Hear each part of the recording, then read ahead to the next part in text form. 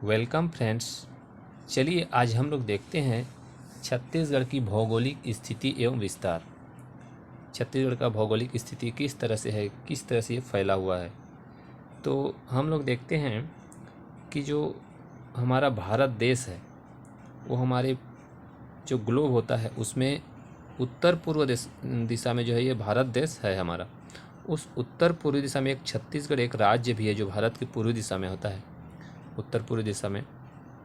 इसको हम जब जीएमटी जो ग्रीनविच मीन टाइम होता है या फिर इंडियन स्टैंडर्ड मानक समय रेखा जो होता है उसमें हम लोग देखते हैं तो छत्तीसगढ़ जो है उत्तर पूर्वी भाग में आता है।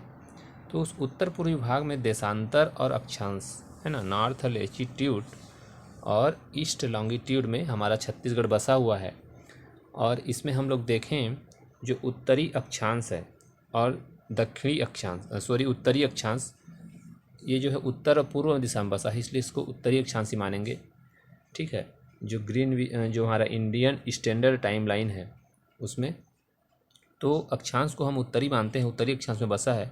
उत्तरी अक्षांश में ये फैला हुआ है 17 डिग्री 46 से लेकर 24 डिग्री 5। ठीक है, जो नीचे हमारा सुकमा जिला आता है और ऊपर में जो ये सूरजपुर देख रहे हैं आप, है ना, सूरजपुर इधर बलरामपुर है। तो सूरजपुर जो हमारा ज़िला है सबसे ऊपर 24 डिग्री 5 में है और 17 डिग्री 46 में इधर है सुकमा ज़िला। तो इस तरह से ये जो उत्तरी अक्षांश है टोटल जो है 7 ज़िले है ना, 7 ज़िले को टच करता है या उससे होकर गुजरता है, जिसमें पहला है सूरजपुर, दूसरा है कोरिया, तीसरा है कोरबा, चौथा जांजगीर चांपा, पाँचवां बलौदाबाजार, छठवां महासमुंद और सातवां जो है गरियाबंद, है ना। ये इधर जो है उड़ीसा से होकर गुजरता है, यहाँ जो है सुकमा को टच नहीं करता है। लेकिन जो हमारा छत्तीसगढ़ की नक्शा की बात करें तो ये जो है 17 डिग्री 46 से लेके 24 डिग्री 5 उत्तरी अक्षांश में फैला हुआ है। अब हम जो कर्क रेखा की बात करें या कर्क रेखा जो है कितने ज़िले से होकर गुजरता है, ये क्वेश्चन बनता है। तो आपको इधर याद रखना है, पहले ये 3 ज़िले से होकर गुजरता था, कोरिया, सूरजपुर और बलरामपुर। चूँकि कोरिया को हम जो है मनेंद्रगढ़, चिरमिरी, भरतपुर एक और ज़िला बना दिए हैं काट के। तो इस तरह से अब जो है 4 ज़िले से होकर गुजरता है जो कर्क रेखा है ना। अब हम लोगों ने ज्ञात कर लिया कि जो कर्क रेखा है वो जो है 4 ज़िले से होकर गुजरता है। ठीक है, और ये जो इंडियन स्टैंडर्ड टाइम लाइन समय रेखा है ये जो है 7 ज़िले से होकर गुजरता है, जिसको हम लोग देशांतर रेखा बोलते हैं। अब ये जानना है हमको कि ये जो है कहाँ पे मिलता है। तो कोरिया ज़िले में एक सोनहत ग्राम है, वहाँ पे ये जो कर्क रेखा है ना, और ये जो भारतीय समय मानक रेखा दोनों जो है मिलते हैं, कर्क और देशांतर रेखा है ना, अक्षांश और देशांतर यहाँ पे मिलते हैं। तो मिलने का जगह पर अगर पूछा जाए तो सोनहत, ये आपको याद रखना है, जो कि कोरिया ज़िले में आता है।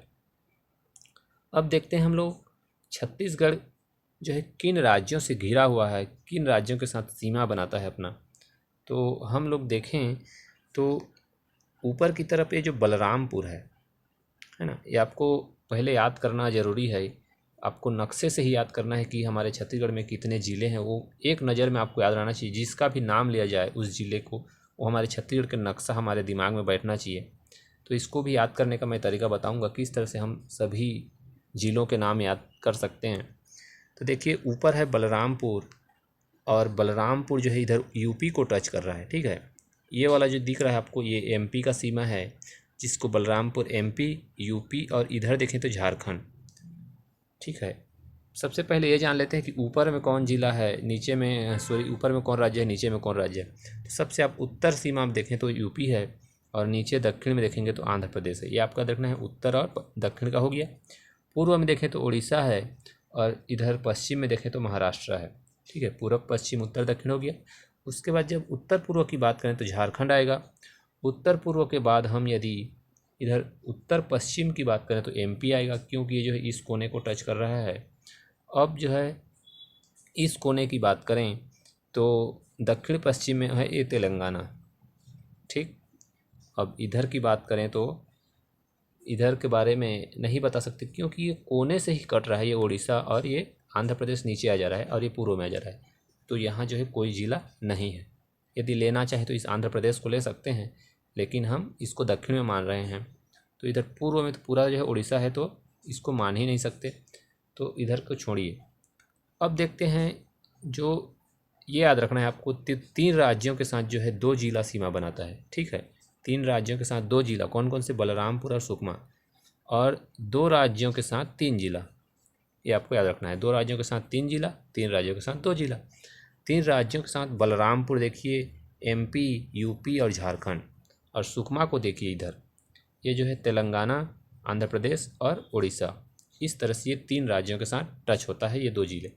अब 2 राज्यों के साथ टच होने वाले कौन है? जसपुर। जसपुर को देखिए, जसपुर जो है इधर टच कर रहा है झारखंड को। ठीक है, ये जसपुर, और इधर जो है उड़ीसा को।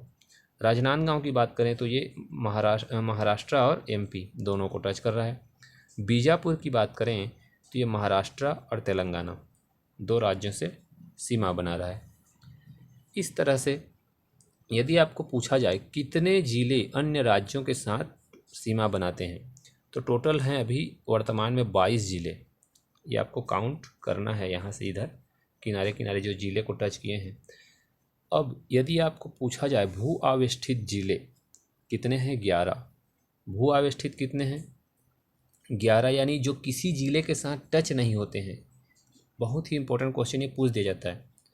जैसे कि ये जो स्टार मार्क किया हूँ मैं, इधर सरगुजा है, कोरबा है, बिलासपुर है, और ये जांजगीर चांपा है, शक्ति है, उसके बाद बलौदा बाजार, बेमेतरा, रायपुर, दुर्ग, बालोद, और यह दंतेवाड़ा।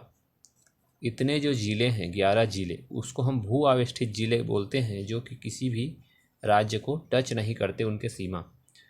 अब अभी मैं बताया 2 ज़िले को 3 राज्य स्पर्श करते हैं और 3 ज़िले को 2 राज्य स्पर्श करते हैं।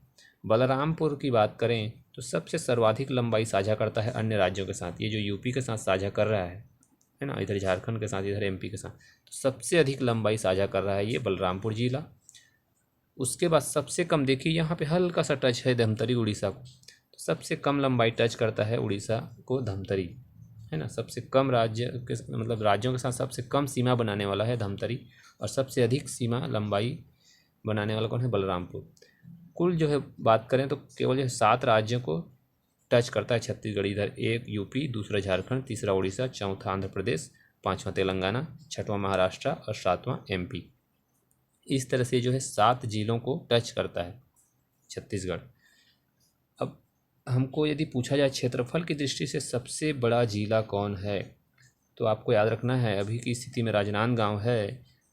तो इसमें कंफर्म नहीं हूँ मैं, ये जो मैं डेटा बनाया हूँ, जो खैरागढ़ नहीं बना था, ठीक है, खैरागढ़ अब बन गया है नया जिला, तो खैरागढ़ नहीं बना था उस स्थिति में राजनांदगांव था। तो इसको आप थोड़ा सा नया डेटा के साथ कंपेयर कर सकते हैं। अगर आपको मिलेगा तो कमेंट के माध्यम से ज़रूर बताएं कि सबसे बड़ा जिला अभी की स्थिति में क्षेत्रफल के आधार पर कौन है। इसलिए मैं इसको स्टार मार्क कर दिया हूँ, ठीक है। तो इसके पहले राजनांदगांव था जब खैरागढ़ नहीं बना था, ठीक है। तो अभी की स्थिति में आप पता करके बताएंगे कमेंट के माध्यम से कि अभी की स्थिति में कौन है सबसे बड़ा जिला क्षेत्रफल के आधार पे। सबसे छोटे जिले की बात करें तो वो आता है गौरेला, पेंड्रा, मरवाही, जीपीएम बोलते हैं जिसको, जो कि बीएसपी से अलग हुआ है, ठीक है। तो इस तरह से ये था छत्तीसगढ़ के बारे में, उसके भौगोलिक स्थिति एवं विस्तार के बारे में। इससे बहुत सारे क्वेश्चन बनते हैं, ठीक है। अगर किलोमीटर की बात करें तो हमारा जो छत्तीसगढ़ है, आपको ये भी बता दूं कि जो ऊपर से नीचे तक, ठीक है, 700 से 800 किलोमीटर, ठीक है। पूरब से पश्चिम की चौड़ाई की बात करें तो 435 किलोमीटर। इस उत्तर से दक्षिण की बात करें तो 700 से 800 किलोमीटर के बीच इसकी लंबाई है, ठीक है, 700 से 800। और इधर पश्चिम और पूर्व इसकी बात करें तो 435 किलोमीटर चौड़ाई है, ये आपको याद रखना है, ठीक है। और इसमें हम लोगों ने बात किया था जो कोरिया जिला है, यहाँ से जो सोनहत ग्राम है उसमें से जो है अक्षांश और देशांतर रेखाएं दोनों यहाँ पे सीमा बनाते हैं, वहीं पे टच होते हैं, जुड़ते हैं, ये आपको याद रखना है, ठीक है। तो आज के लिए इतना ही। हम लोग छत्तीसगढ़ के बारे में और आगे जानेंगे, तो और जानने के लिए छत्तीसगढ़ इस चैनल पर बने रहिए। मैं आपको जो है विस्तारपूर्वक और सभी टॉपिक पर मैं इसमें चर्चा करूँगा। जो कम्पिटिटिव एग्ज़ाम में पूछे जाते हैं अक्सर पीएससी और सीजीबीएफएम एग्ज़ाम में। तो कमेंट के माध्यम से बताइए वीडियो कैसे लगा। धन्यवाद।